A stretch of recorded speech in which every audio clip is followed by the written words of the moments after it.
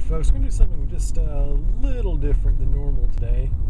I was working on what is basically a research paper earlier today, and I had a thought that assailed me that I've never really had before, and it's almost an epiphany in a way. And once again, I'm all about, getting people more involved in pressing sociological issues. Kind of getting wrapped up, not just in cultural affairs, but sort of doing a meta-analysis, kind of getting down to the root cause and kind of, examining and critiquing the things that, we pretty much use as frameworks in day-to-day debates and discussions. And today I want to speak about probably one of the most ingrained / controversial social constructs that we have in U.S. society. Of course, that is the system of racism. Now, racism, to me, it's a very, very interesting idea when you look at the term, because over the years, its definition has remained very stubbornly undefined. I think it's one of those things where, we hear the word racist and racism, every day. It's one of those things where you cannot turn on the news or look at a website and not see it pop up, within 2 to 3 minutes. It's just such an omnipresent, ubiquitous part of the American experience.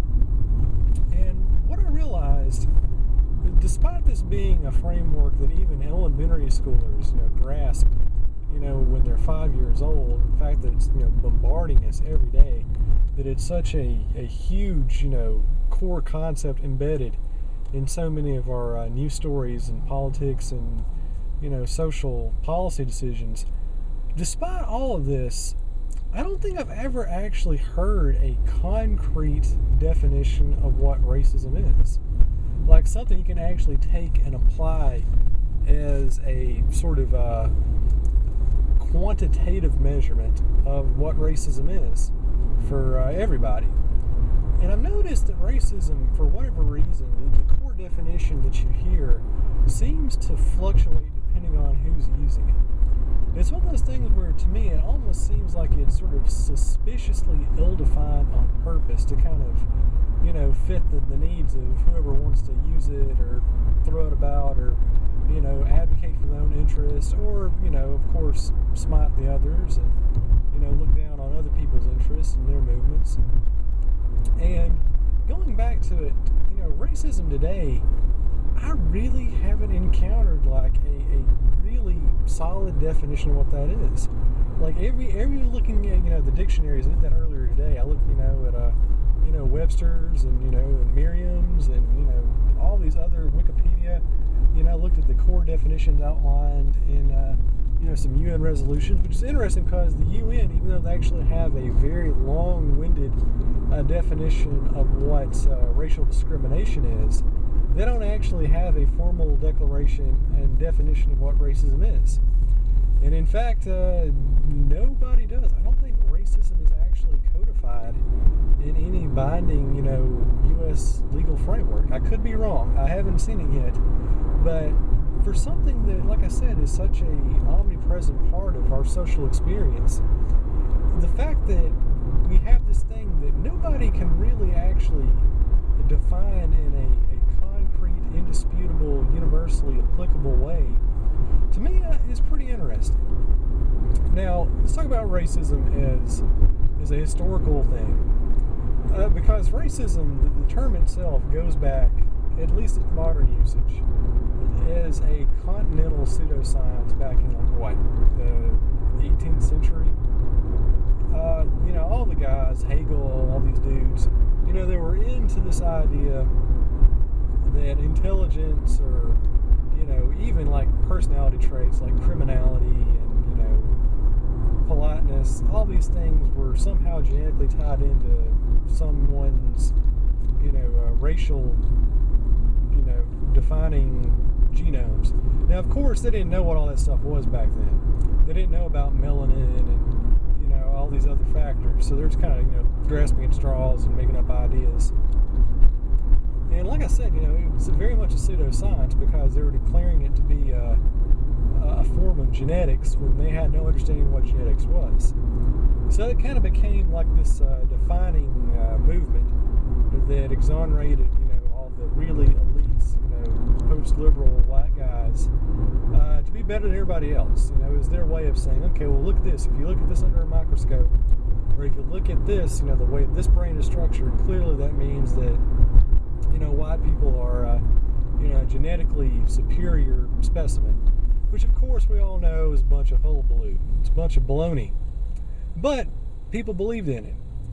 And looking at that, that's hardly, I think, the kind of definition we can use for contemporary racism, or at least what most people talk about when they talk about racism, because I don't think they're actually, really describing a pseudo-scientific kind of thing. They're not actually referring to racism as discredited science, or a discredited facsimile or attempted science. They just don't do that. More or less, when you hear racism today, you're actually hearing it as being a sort of prejudice, like a willful discreditation of people who are different based on some sort of perceived social dynamics, which really doesn't have the root. Now, granted, there are some guys out there who are, white supremacists who do believe, let's say there's also a lot of black supremacists out there too. You show me an ethnic group and I'll show you some supremacists within that ethnic group, because it's not a one-sided thing. There are lots of people out there of all colors, creeds, and nationalities who think they are better than everybody else. And I think that's another core, element of the racist discussion, which really, we don't really get into that much. But it's across the board. In the U.S., obviously, when we talk about racism, we're talking about, white patriarchy, complete, hegemonic influence. But really, on the international level, it's much more nuanced than that. It's not a black or white issue, literally. But that's really a discussion for another day. But anyway, like I was saying, the old 18th century, Hegelian, dialectic there, this idea that, if you have a race, their brains are structured a different way, or they have a certain physiological sort of sequence there, which makes them different and pretty much dictates their behavior and their movements. We don't really see that being used anymore. So instead, racism, instead of being a belief in superiority, I think in most common usage, it's seen as being discriminatory. That is, not liking an entire class of people for whatever reason. Maybe they just don't like them because, I don't know, there's just it's really literally endless, the rationale these people can use for not liking people who are others.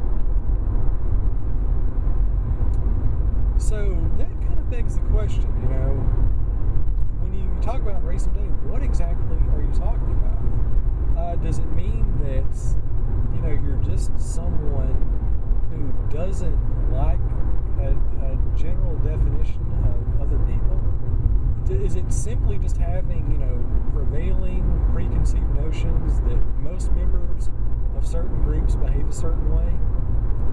Is that really all we're talking about when we talk about racism? Or do you need to have that element of superiority? Can you go out there and say that, there are wide spread generalizations about the behaviors and identities and characteristics of people who are different from you, but as long as you don't actually think that you're superior, that your group is better than them biologically, physiologically, whatever, is that still racist? Do you have to have both components? Is it an either-or situation? And really, how do you distinguish just good old-fashioned prejudice and discrimination from racism? At what point, is there a soft form of prejudice? At what point does it cross that line into being a legitimate, unreasonable, undisciplined hatred of someone who's different from you? And I think that's one of the things where, definitionally, we don't have that in place.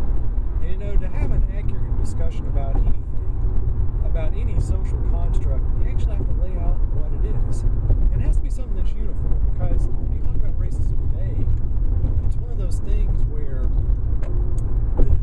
its application is not seemingly evenly applied across the spectrum, right? Where, racism exhibited and experienced by one group is something completely different from racism exhibited or experienced by another group.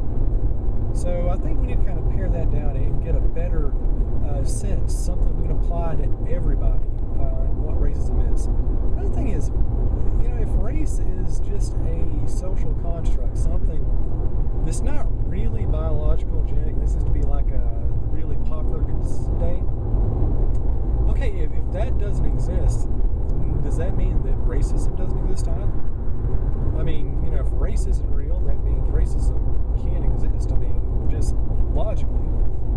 So how does that play into it? Or maybe I'm just overthinking things, or not thinking about them enough. I don't know. It's one of those really weird things that just kind of gets in the back of my head that I have a hard time shaking off, because it's just so abstract, It doesn't really explicitly spell out what all these things are.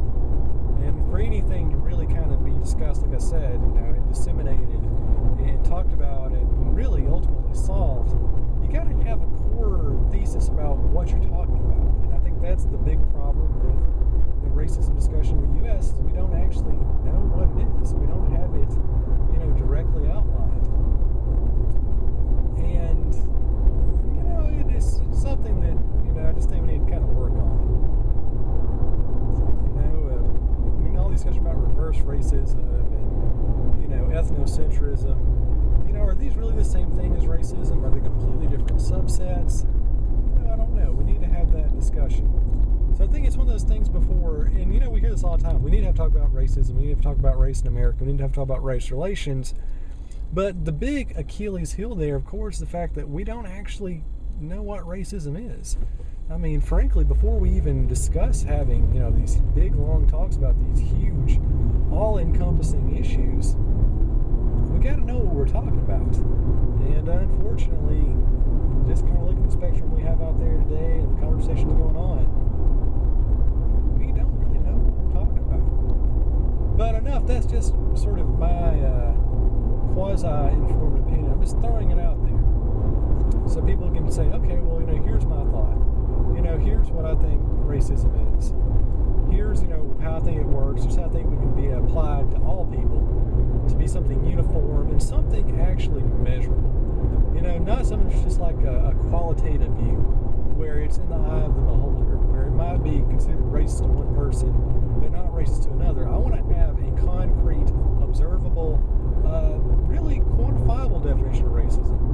To say, okay, well, that is certainly racist, and move on, and not really have a sort of gray zone where everything is very, very subjective, or not, subjective. So yeah, just throwing my 2 cents out there. What are your thoughts? I mean, how do you define racism? Are we going to the whole Jesse Jackson, L. Sharpton idea, where to be racist, not only do you have to be prejudiced, you also have to have political power?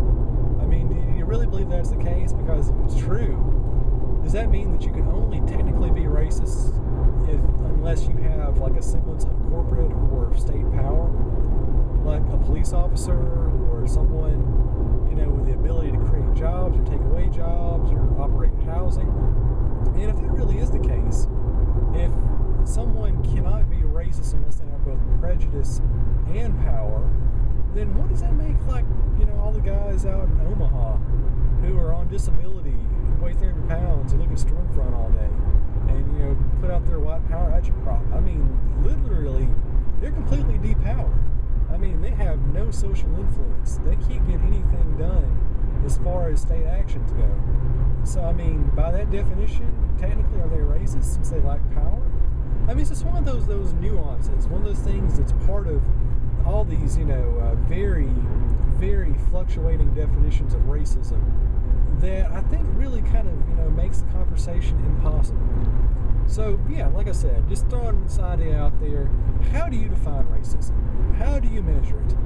How can you take this idea of racism and use it as something that can be applied to everyone equally? So instead of saying, well, a racist act for a white person is a black person different from a racist act of a guy from Zimbabwe against a guy from Scandinavia, that you have something that you can use completely across the board. What's your idea? So go ahead, send in your comments. I love to have an open dialogue. And if I think your idea is interesting enough, I might even call you up for an interview. We'll get this thing posted. So there you go. Those are my ideas. Love to hear yours.